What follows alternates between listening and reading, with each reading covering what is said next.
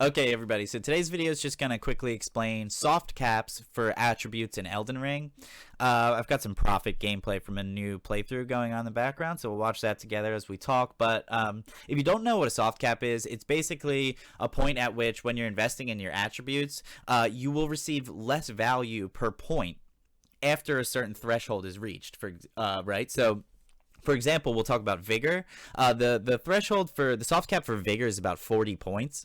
So after you get to 40 points in Vigor, you're going to get a lot less value out of each point. You get less HP out of each point invested in Vigor. So when you go from level 20 to level 40 Vigor, you'll be increased about 900 HP. And if you go from 40 to 60 Vigor, you only increase about 450 HP.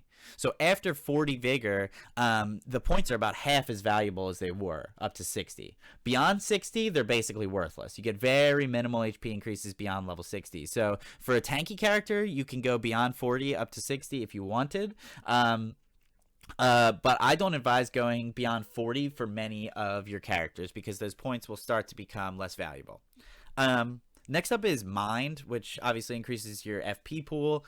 For mages, the point you're going to want to get to is about 57 Mind. It starts to fall off super hard after 57, but it actually has significant increases right before 57. So it is worthwhile to get all of the value out of those points before 57 if you're playing like a like a total mage class, like a high faith or high intelligence. So 57 is what you're looking for on those classes by the end game. And then for hybrid builds, most people end up around about 21 to 25 Mind. The reason for that is they want to use a specific spell usually. So 21 will probably get you over that threshold of using like a 100 FP spell, for example. So you can base your Mind off of that essentially if you are building a hybrid build. Endurance is going to be a similar case. That's what we're going to talk about next. Endurance provides good stamina increases all the way up to level 50, but the most important part of endurance is the equipment load increases. So if you had level 50 endurance, you'd be able to use all the tankiest gear in the entire game, and then you could probably use less endurance than that, use some talismans, and still be able to equip all the tankiest gear in the game.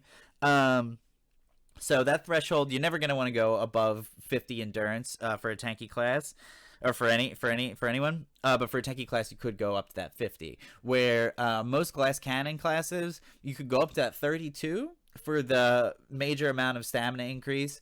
And in addition, you'll get some equipment load increase. But I think a lot of glass cannon people will actually stay below 32. So your call on the endurance, it basically is going to aid you in wearing the heaviest armor. It's equipment load stat basically. So take what you need, don't go above 50. And then next we're just going to talk about all of the offensive stats essentially, right? These are the most important anyway. So the first marker for the offensive stats is going to be level 20. At level 20 with the offensive stats, up to level 20, you are getting huge attack power bonuses. Huge. So first thing you do on any character, level your primary offensive stat up to level 20 because those fucking bonuses are going to be huge. So that's very valuable, very necessary.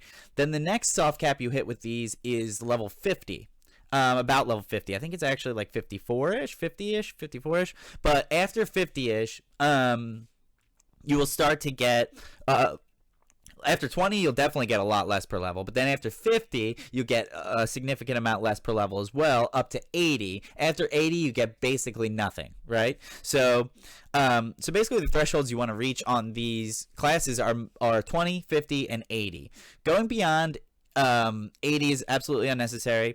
And I think going beyond 50-ish is usually not necessary for most classes. You can get extra damage up to 80, but if you go to 50 some, then you can invest in more defensive stats and still get a significant amount of damage. You're getting small increases from 50 to 80.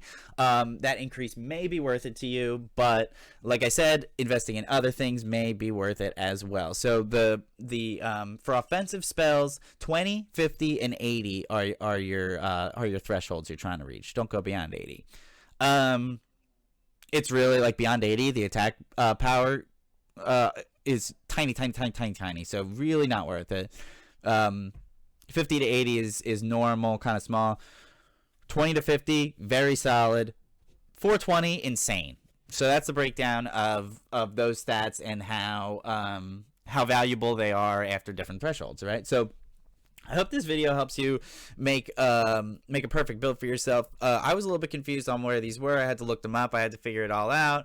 And for new players, new RPG people, you might not even know about soft caps in general and how to use them to make builds anyway. So I hope this video helped you there. And if you have questions about any of that, about building stuff out, about getting the most powerful in this game, please leave comments, join in my Discord, sub to the channel. Sure, I'm going to have a lot more videos coming out. Definitely be subscribed. That'd be awesome. I think like 99% of my viewers are not. So subscribe if you can. But yeah, in my Discord, we talk a lot about different things that can help you navigate Elden Ring a lot easier. So definitely join that if you're having any trouble at all, and we will help totally. Just ping me in general, ping me and help me. There's a bunch of different ping at Hoagies in this Discord for any of your questions. Thanks guys. I'll catch you on the next video. I make one every day. Peace.